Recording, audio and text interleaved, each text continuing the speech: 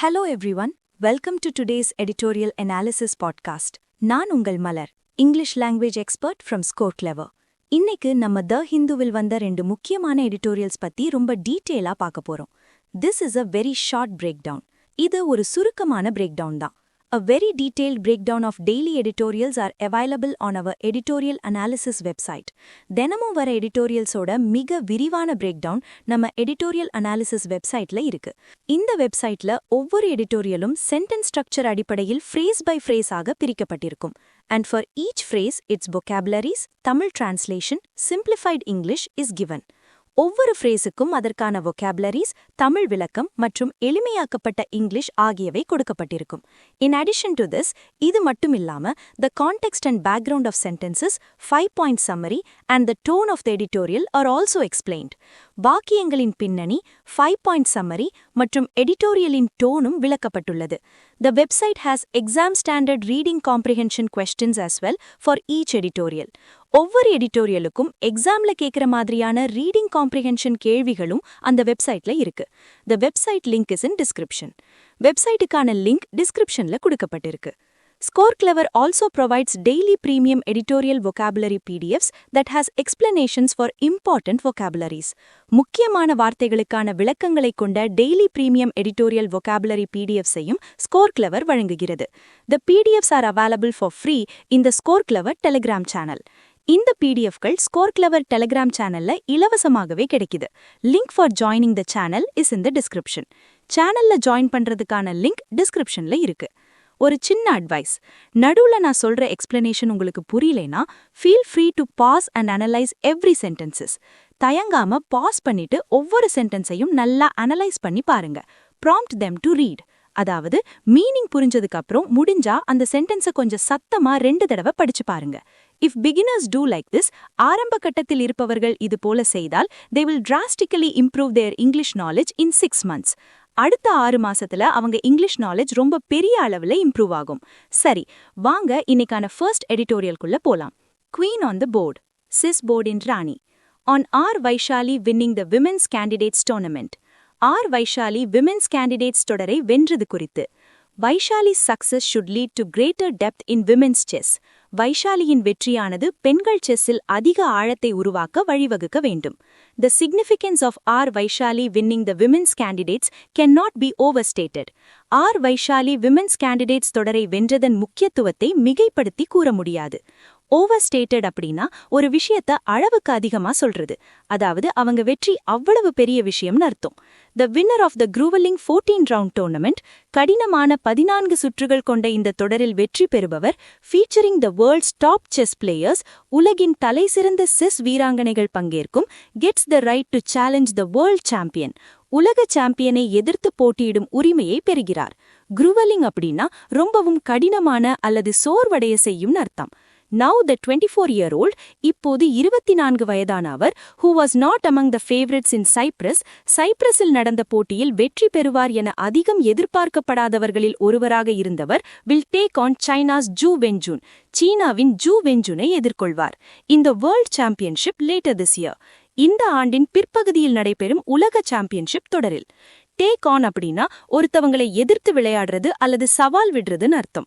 Vaishali is the first Indian to win the women's candidates தொடரை வென்ற முதல் இந்தியர் வைஷாலி ஆவார், which dates back to 1952. இந்த தொடரானது 1952ஆம் ஆண்டு முதல் நடைபெற்று வருகிறது. And now only the second Indian, இப்போது 2வது இந்தியராகியுள்ளார், to contest the Women's World Classical Chess Championship match. பெண்கள் உலக கிளாசிக்கல் செஸ் சாம்பியன்ஷிப் போட்டியில் போட்டியிடுவதற்கு. She must be aiming to become the first Indian, அவர் முதல் இந்தியராவதை இலக்காக கொண்டிருக்க வேண்டும், to capture the crown that matters most in women's chess. பெண்கள் செஸ்ஸில் மிகவும் முக்கியமான அந்த கிரீடத்தை கைப்பற்றுவதற்கு. பிசைட்ஸ் வைஷாலியை தவிர திவ்யா தேஷ்முக்கும் கேண்டிடேட்ஸ் தொடரில் விளையாடினார். Though she had a forgettable tournament, இருப்பினும் அவர் இந்த தொடரில் நினைவு கூற முடியாத அளவுக்கு மோசமான ஆட்டத்தையே வெளிப்படுத்தினார். Finishing 7th in a field of 8. 8 பேர் கொண்ட பட்டியலில் 7வது இடத்தையே பிடித்தார். Divya had made history herself last July. Divya கடந்த ஜூலையில் ஒரு சரித்திரத்தை படைத்திருந்தார். When she won the World Cup, அவர் உலக கோப்பையை வென்றபோது. She was the first Indian woman to win that prestige prestigious event. அந்த கௌரவமான தொடரை வென்ற முதல் பெண் அவராவார். பிரஸ்டீஜியஸ் அப்படின்னா ரொம்ப புகழ் வாய்ந்த அல்லது கௌரவமான அர்த்தம். இட் இஸ் ரிமார்க்கபிள் தட் இது மிகவும் ஆச்சரியப்படத்தக்கது என்ன, 2 young Indian women have won 2 of the biggest events. 2 இளம் இந்திய பெண்கள் 2 மிகப்பெரிய தொடர்களை வென்றுள்ளனர் என்பது in world chess within a space of 9 months. உலக செஸ்ஸில் 9 மாத இடைவெளிக்குள். ரிமார்க்கபிள் அப்படின்னா குறிப்பிடத்தக்க அல்லது வியக்கத்தக்கன்னு அர்த்தம். And Koneru Humpy had clinched her second world rapid championship. மேலும் கொனேரோ ஹம்பி தனது 2வது உலக ரேபிட் சாம்பியன்ஷிப்பை கைப்பற்றினார். இன் டிசம்பர் 2024. டிசம்பர் 2024 கிளின்ச்ட் அப்படின்னா ஒரு வெற்றியை உறுதி செய்வது அல்லது கைப்பற்றுவதுன்னு அர்த்தம். Notwithstanding their successes, அவர்களின் வெற்றிகள் ஒரு புறம் இருந்தாலும் and the fact that Indian women, மேலும் இந்திய பெண்கள் என்ற உண்மையும் இருந்தாலும், like the men, ஆண்களைப் போலவே are the reigning world team champions by winning the chess olympiad. Chess olympiad வென்றதன் மூலம் நடப்பு உலக அணி சாம்பியன்களாக இருக்கிறார்கள். The country cannot boast of great depth in women's chess. இந்த நாட்டால் பெண்கள் செஸ்ஸில் பெரும் ஆழம் இருப்பதாக பெருமைப்பட முடியாது. Notwithstanding அப்படின்னா அது இருந்த போதிலும் அர்த்தம். ரெய்னிங் அப்படின்னா இப்போதைக்கு பதவியில அல்லது சாம்பியனா இருக்கிறன்னு அர்த்தம். போஸ்ட் அப்படின்னா பெருமையா பேசிக்கிறது. While there is no shortage of fresh talent among boys, புதிய திறமைகளுக்கு எந்த பஞ்சமும் இல்லை என்றாலும் இந்த இந்தியன் செஸ் போர்ட், இந்திய செஸ்ஸில் சிறுவர்கள் மத்தியில் the story is different when it comes to girls. சிறுமிகள் என்று வரும்போது நிலைமையே வேறு. Women like Vaishali and Divya are not products of the system. Vaishali மற்றும் திவ்யா போன்ற வீராங்கனைகள் கட்டமைக்கப்பட்ட அமைப்பால் உருவாக்கப்பட்டவர்கள் அல்ல. They have succeeded because of their parents. அவர்கள் தங்களின் பெற்றோரின் ஆதரவால் வெற்றி பெற்றுள்ளனர். And in the case of the former, முதல் நபரின் விஷயத்தில் generous corporate sponsorship has also played a role. தாராளமான கார்ப்பரேட் ஸ்பான்சர்ஷிப்பும் ஒரு முக்கிய பங்கு வகித்துள்ளது. ஃபார்மர் அப்படின்னா முன்னாடி சொல்லப்பட்டவங்க, அதாவது இங்க வைஷாலிய குறிக்குது. ஜெனரஸ் அப்படின்னா ரொம்ப தாராளமான அர்த்தம். Corporates have also contributed to the staggering growth of Indian chess. இந்திய செஸ்ஸின் மலைக்க வைக்கும் வளர்ச்சிக்கும் கார்ப்பரேட் நிறுவனங்கள் பங்களித்துள்ளன. ஸ்டாகரிங் அப்படின்னா மலைக்க வைக்கும் அல்லது ஆச்சரியப்பட வைக்கும் அர்த்தம். The Westbridge Anand Chess Academy, Westbridge Anand Chess Academy, founded by Sandeep Singhal and 5-time world champion Vishwanathan Anand. Sandeep சிங்கால் மற்றும் 5 முறை உலக சாம்பியனான விஸ்வநாதன் ஆனந்த் ஆகியோரால் தொடங்கப்பட்டது. ensured that money was no constraint. பணம் ஒரு தடையாக இருக்கக்கூடாது என்பதை உறுதி செய்தது. For Gukesh's challenge for the world title, உலக பட்டத்திற்கான குகேஷின் சவாலுக்கு against Ding Liren in 2024. 2024 டிங் லிரனுக்கு எதிராக. கன்ஸ்ட்ரெயின்ட் அப்படின்னா ஒரு கட்டுப்பாடு அல்லது தடைன்னு அர்த்தம். Indian chess can only get better. இந்திய செஸ் மென்மேலும் சிறப்பாக மாற முடியும் if more corporate step forward.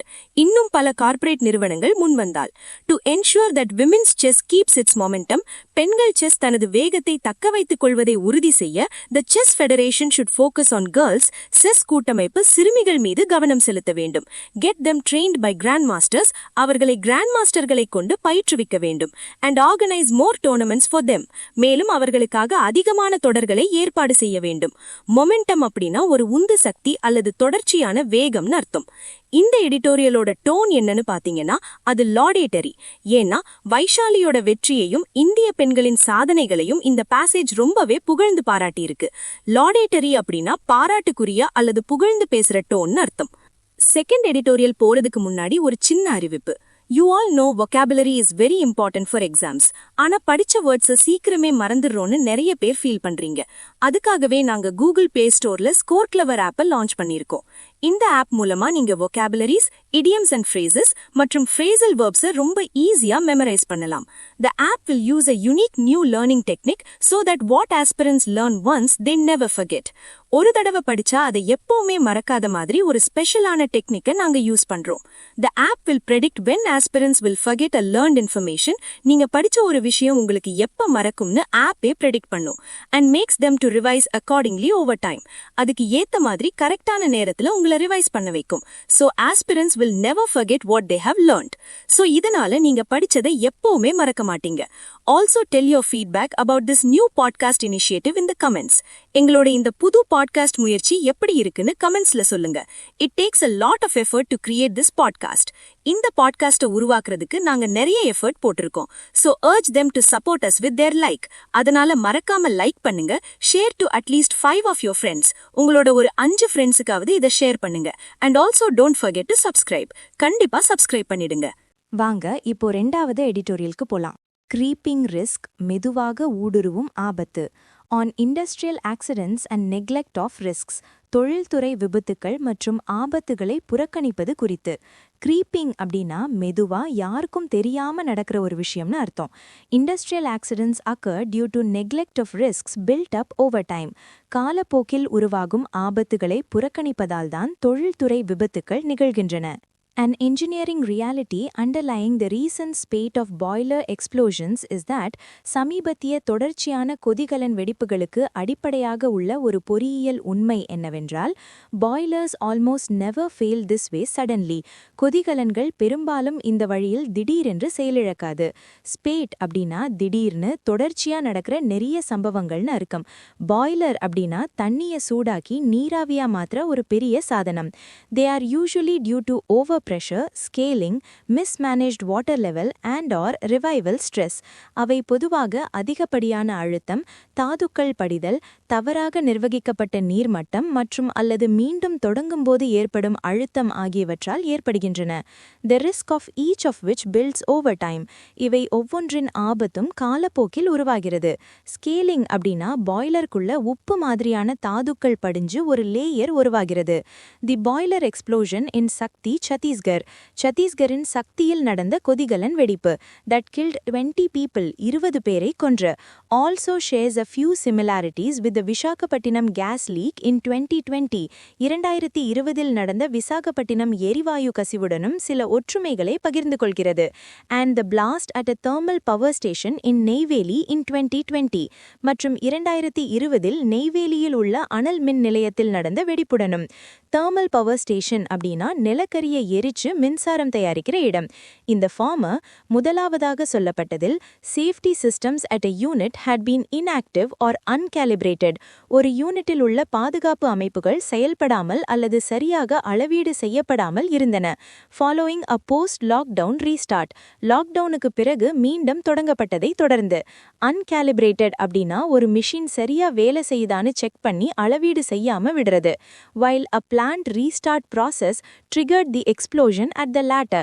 அதே சமயம் இரண்டாவதாக சொல்லப்பட்ட நெய்வேலி ஆலை மீண்டும் தொடங்கப்பட்ட செயல்முறையே வெடிப்பை தூண்டியது. triggered அப்படின்னா ஒரு விஷயத்தை ஆரம்பிச்சு விடுறது அல்லது தூண்டுறதுன்னு அர்த்தம். The Sakthi plant had likewise been recently acquired. சக்தியில் உள்ள ஆலையும் இதே போல சமீபத்தில் தான் கையகப்படுத்தப்பட்டது. recently commissioned, சமீபத்தில் தான் செயல்பாட்டிற்கு கொண்டு வரப்பட்டது. and was operating at under its full capacity at the time of the blast. மேலும் வெடிப்பு நடந்த நேரத்தில் அது தனது முழு திறனுக்கும் குறைவாகவே செயல்பட்டு கொண்டிருந்தது. கமிஷன்ட் அப்படின்னா ஒரு தொழிற்சாலையை முழுமையா கட்டி முடிச்சு பயன்பாட்டுக்கு கொண்டு வருதுன்னு அர்த்தம். In these unstable operating regimes, இத்தகைய நிலையற்ற செயல்பாட்டு முறைகளில் failures often result due to transient thermal and pressure imbalances. தற்காலிகமான வெப்பம் மற்றும் அழுத்த ஏற்றத்தாழ்வுகளால் அடிக்கடி தோல்விகள் ஏற்படுகின்றன. ரெஜிம்ஸ் அப்படின்னா ஒரு குறிப்பிட்ட அமைப்பு அல்லது செயல்படும் முறை. டிரான்சியன்ட் அப்படின்னா கொஞ்ச நேரத்துக்கு மட்டும் இருக்கிற தற்காலிகமான ஒரு விஷயம்னு அர்த்தம். However, in practice, இருப்பினும் நடைமுறையில் neither the National Boiler Inspection Regime nor the regulatory framework, தேசிய கொதிகலன் ஆய்வு முறையோ அல்லது ஒழுங்குமுறை கட்டமைப்போ heighten oversight in these phases, இந்த கட்டங்களில் கண்காணிப்பை அதிகரிப்பதில்லை. Oversight அப்படின்னா கவனமா கண்காணிக்கிற ஒரு செயல்முறை. Certification is valid for up to a year. சான்றிதழானது ஒரு வருடம் வரை செல்லுபடியாகும். Even though boiler conditions vary on a daily basis, கொதிகலனின் நிலைகள் தினசரி அடிப்படையில் மாறக்கூடியதாக இருந்தபோதிலும். The current structure also penalizes downtime. தற்போதைய கட்டமைப்பு ஆலை செயல்படாமல் இருப்பதை அபராதம் விதித்து தண்டிக்கிறது. Instead of unsafe operations, பாதுகாப்பற்ற செயல்பாடுகளுக்கு அபராதம் விதிப்பதற்கு பதிலாக. And rewarding maintenance shutdowns, மற்றும் பராமரிப்புக்காக ஆலையை மூடுவதை ஊக்குவிப்பதற்கு பதிலாக. Penalizes அப்படின்னா அபராதம் அல்லது தண்டனை கொடுக்கிறதுன்னு அர்த்தம். டவுன் டைம் அப்படின்னா மிஷின் ரிப்பேர் ஆகி அல்லது பராமரிப்புக்காக ஓடாமல் இருக்கிற நேரம். Events such as those at Sakti are also evidence that சக்தியில் நடந்ததை போன்ற நிகழ்வுகளும் இதை ஒரு சான்றாக காட்டுகின்றன. That the frameworks focus on fabrication standards, கட்டமைப்பின் கவனம் உற்பத்தி தரங்களில் இருப்பதானது. Rather than continuous instrumentation and auditing, தொடர்ச்சியான கருவிகள் கண்காணிப்பு மற்றும் தணிக்கைக்கு பதிலாக is not working, சரியாக வேலை செய்யவில்லை என்பதை. Fabrication standards அப்படின்னா ஒரு மிஷினை தயாரிக்கும் போது கடைபிடிக்க வேண்டிய தரம். Auditing அப்படின்னா சரியா நடக்குதான்னு செக் பண்றது. The center's focus on ease of doing business, எளிதாக தொழில் செய்வதில் மத்திய அரசு கவனம் செலுத்துவது, has favored self-certification and scheduled third-party audits, சுய சான்றிதழ் வழங்குதல் மற்றும் திட்டமிடப்பட்ட மூன்றாம் தர தணிக்கைகளுக்கு சாதகமாக அமைந்துள்ளது. In place of surprise government inspections, திடீர் அரசு ஆய்வுகளுக்கு பதிலாக. The boiler accident inquiry rules were notified in 2025. கொதிகலன் விபத்து விசாரணை விதிகள் 2025 அறிவிக்கப்பட்டன. Whether they will address these structural gaps remains to be seen. இவை இந்த கட்டமைப்பு இடைவெளிகளை சரி செய்யுமா என்பதை பொறுத்திருந்துதான் பார்க்க வேண்டும். The expansion of India's industrial capacity, இந்தியாவின் தொழில்துறை திறனின் விரிவாக்கமானது, is pushing aging infrastructure harder, பழையதாகி வரும் உட்கட்டமைப்பை மேலும் கடினமாக இயங்க தள்ளுகிறது. More plants are operating closer to their limits, பல ஆலைகள் அவற்றின் அதிகபட்ச எல்லைக்கு அருகில் செயல்படுகின்றன. And flaws in their management, மேலும் அவற்றின் நிர்வாகத்தில் உள்ள குறைகள், are being exposed to more media coverage and political attention, அதிக ஊடக வெளிச்சம் மற்றும் அரசியல் கவனத்திற்கு வெளிப்படுத்தப்படுகின்றன. Flaws அப்படின்னா குறைகள் அல்லது தவறுகள்னு அர்த்தம். It is possible that these facilities, இந்த ஆலைகள் சாத்தியமான அளவுக்கு, have long been exposing their workers to hazardous working conditions, தங்களின் தொழிலாளர்களை நீண்ட காலமாகவே அபாயகரமான வேலை நிலைமைகளுக்கு உட்படுத்தி வந்திருக்கலாம். And the ensuing crises are not altogether accidental, அதன் விளைவாக தொடரும் நெருக்கடிகள் முற்றிலும் தற்செயலானவை அல்ல. Hazardous அப்படின்னா ரொம்ப ஆபத்தானன்னு அர்த்தம். Ensuing அப்படின்னா ஒன்றன் பின் ஒன்று தொடர்ந்து வர்ற விஷயங்கள்னு அர்த்தம். Contract labor is the most exposed, ஒப்பந்த தொழிலாளர்களே அதிகம் பாதிக்கப்படுகின்றனர். A growing share of workers are migrants hired via subcontractors, தொழிலாளர்களின் ஒரு கணிசமான பங்கு துணை ஒப்பந்ததாரர்கள் மூலம் வேலைக்கு எடுக்கப்படும் புலம்பெயர்ந்தவர்கள் ஆவர். Who trade blame with the operator after a disaster, ஒரு பேரிடருக்கு பிறகு அவர்கள் ஆலை நடத்துபவர் மீது பழியை சுமத்துகிறார்கள். Trade blame அப்படின்னா ஒருத்தருக்கொருத்தர் மாத்தி மாத்தி பழி போத்துக்கிறதுன்னு அர்த்தம். The signage safety and manuals, பாதுகாப்பு அறிவிப்பு பலகைகள் மற்றும் கையேடுகள், are often unavailable in their native languages, பெரும்பாலும் தொழிலாளர்களின் தாய்மொழிகளில் கிடைப்பதில்லை. Investigators have reported, புலனாய்வாளர்கள் இதை தெரிவித்துள்ளனர். Workers in the Pune Industrial Belt since 2021, 2021 முதல் பூனே தொழில்துறை மண்டலத்தில் உள்ள தொழிலாளர்களும், and following explosions in Sangareddy in 2024 and 2025, 2024 மற்றும் 25 சங்காரெட்டியில் நடந்த வெடிப்புகளை தொடர்ந்து அங்கிருந்த தொழிலாளர்களும். Being unaware of the names and properties of the chemicals in their workplace, தங்கள் பணியிடத்தில் உள்ள ரசாயனங்களின் பெயர்கள் மற்றும் பண்புகள் குறித்து அறியாமல் இருப்பதை. Properties அப்படின்னா இங்க சொத்துன்னு அர்த்தமில்ல, அந்த ரசாயனத்தோட தன்மைகள் அல்லது குணாதிசயங்கள்னு அர்த்தம். The new OSHW Code 2020 also does not clearly hold the principal employer criminally liable. ஒப்பந்ததாரர்களின் செயல்பாடுகளில் ஏற்படும் பாதுகாப்பு குறைபாடுகளுக்கு முதன்மை முதலாளியை கிரிமினல் ரீதியாக பொறுப்பாக்கவில்லை. For safety lapses in their contractors' operations, ஒப்பந்ததாரர்களின் செயல்பாடுகளில் ஏற்படும் பாதுகாப்பு குறைபாடுகளுக்கு. But qualifies it on the employer's negligence, மாறாக அது முதலாளியின் அலட்சியத்தின் அடிப்படையில் மட்டுமே அமைகிறது. Lapses அப்படின்னா தவறுகள் அல்லது கவனக்குறைவுகள்னு அர்த்தம். Liable அப்படின்னா சட்டப்படி பொறுப்பேத்துக்கிறதுன்னு அர்த்தம்.